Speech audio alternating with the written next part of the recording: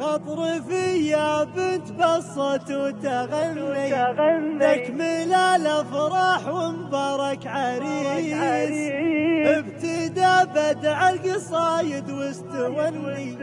اسعد الاوقات في ليله خميس. غطرفي يا بنت بصت وتغني تكمل الافراح ومبارك عريس ابتدى بدع القصايد واستوني اسعد الاوقات في ليله خميس.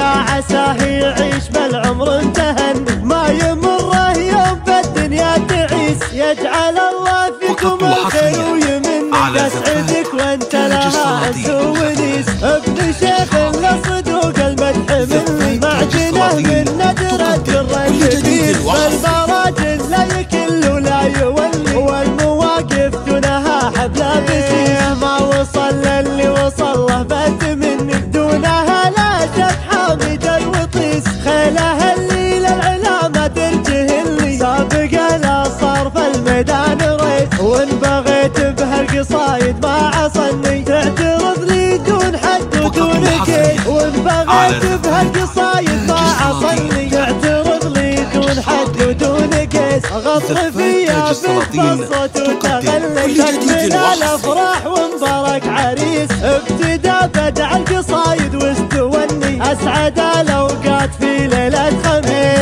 يا عساه يعيش بالعمر متهني ما يمره يوم بالدنيا تعيس يجعل الله فيكم الخير ويمني يسعدك وانت لها عز ونيس. ابن شيخ لصدوق المدح مني معجنه من ندرة الرنفيس بالبراجل لا يكل ولا يولي والمواقف دونها عجابسيه ما وصل للي وصل له بات مني دونها لا شح حامد الوطيس خيله اللي للعلا ما تنتهي اللي سابق لا صار بالميدان ريس وان بغيت بهالقصايد ما عصني